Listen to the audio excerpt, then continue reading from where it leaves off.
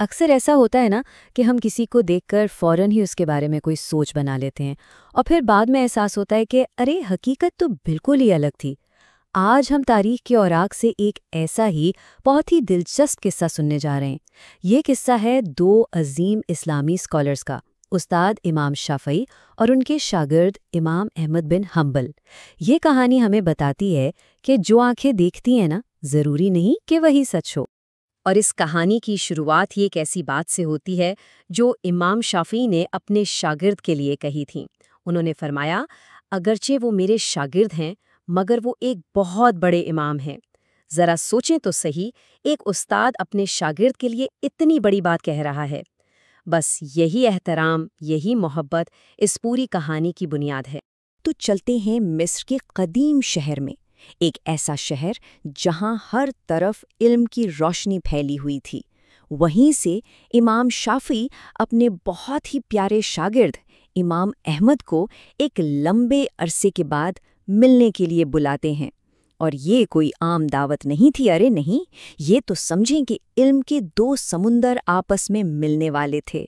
اور جب امام احمد پہنچے تو ان کی آمد کوئی چھوٹا موٹا واقعہ تھوڑی تھا۔ خود امام شافعی اپنے سارے شاگردوں اور دوسرے علماء کے ساتھ شہر سے باہر ان کا استقبال کرنے گئے، اور صرف یہی نہیں بلکہ مصر کا حاکم وقت بھی اپنے تمام وزیروں کے ساتھ وہاں موجود تھا۔ مطلب پورے شہر میں ایک ہی چرچا تھا، ہر کوئی منتظر تھا کہ یہ عظیم عالم دین تشریف لا رہے ہیں۔ لیکن یہیں سے کہانی میں ایک بہت ہی حیران کن موڑ آتا ہے۔ دیکھیں، سب یہی سوچ رہے تھے کہ امام احمد ایک بہت بڑے عالم ہیں، بزرگ ہیں، تو وہ بہت تھوڑا سا کھائیں گے اور پھر رات عبادت میں گزاریں گے۔ لیکن ہوا کیا؟ ہوا اس کے بالکل الٹ۔ امام احمد نے دسترخوان پر بیٹھ کر اتنا کھایا کہ سب دیکھنے والے دنگ رہ گئے کہ جیسے وہ نہ جانے کتنے دنوں سے بھوکے تھے۔ اب ظاہر ہے مہمان کے اس رویے نے وہاں موجود سب لوگوں، خاص طور پر گھر والوں کو پریشان کر دیا۔ سب حیران تھے کہ بھائی یہ تو وہ شخصیت نہیں لگ رہی جن کی امام شافعی اتنی تعریفیں کر رہے تھے۔ مطلب ان کے کام تو بزرگوں والے بالکل نہیں لگ رہے۔ اور پھر دھیمی دھیمی آواز میں باتیں شروع ہو گئیں، کانا پھوسی ہونے لگی۔ اچھا، کھانے کے بعد امام احمد کے آرام کے لیے ایک کمرہ تیار کر دیا گیا۔ امام شافعی کی بیٹیاں، جو خود بھی بہت عبادت گزار تھیں، انہوں نے بڑی محبت سے اس کمرے میں رات کی عبادت یعنی تہجد کے لیے ہر چیز کا انتظام کیا۔ تو کمرے میں ایک مصلی بچھایا گیا، وضو کے لیے تازہ پانی سے بھرا ایک لوٹا رکھا گیا اور ساتھ میں مسواک بھی رکھ دی۔ مطلب ہر وہ چیز جو رات کی عبادت کے لیے چاہیے ہوتی ہے وہاں موجود تھی۔ سب کو یہی امید تھی کہ مہمان اس پرسکون رات میں اللہ کی عبادت کریں گے۔ لیکن جب صبح ہوئی تو وہاں کیا منظر تھا؟ اسی ایک سوال نے گھر والوں کی پریشانی کو اور بھی زیادہ بڑھا دیا۔ انہوں نے دیکھا کہ کمرے میں سب کچھ ویسے کا ویسا ہی پڑا تھا۔ پانی کا لوٹا جتنا بھرا تھا اتنا ہی ہے، مسواک کو کسی نے ہاتھ تک نہیں لگایا، مصلی بھی اپنی جگہ پر ہے جیسے بچھایا گیا تھا۔ بس اب تو شک یقین میں بدل گیا کہ مہمان نے نہ صرف بہت زیادہ کھانا کھایا بلکہ رات کو عبادت بھی نہیں کی۔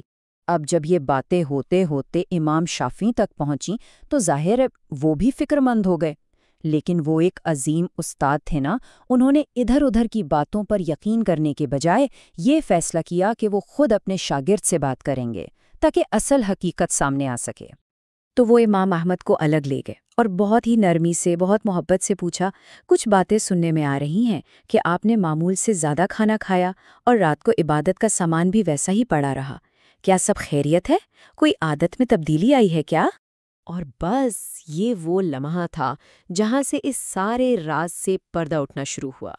امام احمد نے سب سے پہلے تو اپنے زیادہ کھانے کی وہ وجہ بتائی جسے سن کر سب حیران رہ گئے۔ امام احمد نے جو جواب دیا اس نے تو سب کچھ بدل کر رکھ دیا۔ انہوں نے کہا، اے استاد، جب میں دسترخوان پر بیٹھا نا تو میں نے اپنی آنکھوں سے دیکھا کہ اس کھانے پر آسمان سے انوار یعنی نور کی بارش ہو رہی تھی۔ انہوں نے مزید بتایا کہ یہ منظر دیکھ کر میرے دل میں خیال آیا کہ شاید زندگی میں اس سے زیادہ پاکیزہ اور حلال کھانا پھر کبھی نہ ملے۔ اس لیے میں نے اس کی روحانی برکتوں کو سمیٹنے کے لیے جتنا کھا سکتا تھا کھا لیا۔ تو یہ پیٹ بھرنے کے لیے نہیں تھا بلکہ اپنی روح کو روشن کرنے کے لیے تھا۔ اچھا، یہ تو ہوئی کھانے کی بات۔ اب سوال کا دوسرا حصہ کہ ٹھیک ہے کھا لیا، لیکن پھر پوری رات کیا کیا؟ سوئے بھی نہیں، ظاہری عبادت بھی نہیں کی، تو پھر آخر ہوا کیا؟ امام احمد نے بتایا کہ اس پاکیزہ کھانے کا اثر یہ ہوا کہ میرے جسم سے ساری تھکن ہی ختم ہو گئی۔ جب میں سونے کے لیے لیٹا تو نیند غائب تھی، اور نیند کی جگہ میرا ذہن بالکل کھل گیا، جیسے علم کے سارے دروازے ایک ساتھ مجھ پر کھول دیے گئے ہوں۔ تو اس کھلے ہوئے ذہن کے ساتھ امام احمد نے اس رات کیا کیا؟ انہوں نے جو کیا اس کا پیمانہ سن کر عقل دنگ رہ جاتی ہے۔ یہ جو اگلا عدد ہے نا، یہ صرف ایک نمبر نہیں، یہ ان کی علمی عبادت کی گہرائی کا ثبوت ہے۔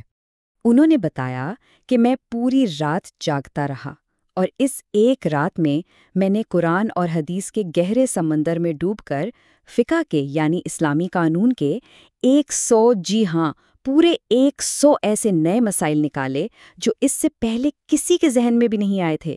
سوچیں ذرا، صرف ایک رات اور علم کا اتنا بڑا خزانہ۔ اور وہ اس علمی کام میں، اس سوچ بچار میں اتنے ڈوبے ہوئے تھے کہ انہیں صبح کی نماز کے لیے نئے وضو کی ضرورت ہی محسوس نہیں ہوئی۔ انہوں نے رات کے عشاء والے وضو سے ہی فجر کی نماز ادا کی، اور یوں اس آخری راز سے بھی پردہ اٹھ گیا کہ پانی کا لوٹا کیوں بھرا کا بھرا رہ گیا تھا۔ یہ سب جاننے کے بعد امام شافعی اپنے گھر والوں کے پاس گئے اور انہیں ساری حقیقت بتائی، اور ظاہر ہے جو لوگ شک کر رہے تھے ان کا شک اب حیرت میں اور پھر گہرے احترام میں بدل چکا تھا۔ تو اس پوری کہانی سے ہمیں سیکھنے کو کیا ملتا ہے؟ سب سے پہلی اور اہم بات تو یہ کہ کبھی کسی کے ظاہر کو دیکھ کر فیصلہ نہ کریں، حقیقت اکثر بہت گہری ہوتی ہے۔ دوسری بات یہ کہ حلال اور پاکیزہ رزق صرف جسم کو توانائی نہیں دیتا بلکہ روح کو بھی جلا بخشتا ہے۔ تیسری بات یہ کہ عبادت صرف اٹھنے بیٹھنے کا نام نہیں، گہرا سوچنا، علم حاصل کرنا، یہ بھی ایک بہت بڑی عبادت ہے۔ اور آخر میں یہ کہانی ہمیں اپنے بزرگوں کی علمی شان و شوکت کی ایک چھوٹی سی جھلک دکھاتی ہے۔ تو آئندہ جب بھی ہم کسی کے بارے میں کوئی رائے قائم کرنے لگیں تو ایک لمحے کے لیے رک کر سوچنا تو بنتا ہے کہ کہیں ہم بھی تو کسی چھپی ہوئی حقیقت کو نظر انداز نہیں کر رہے۔ کیا ہم ظاہری خول کے پیچھے چھپے ہوئے موتی کو دیکھنے کے لیے تیار ہیں؟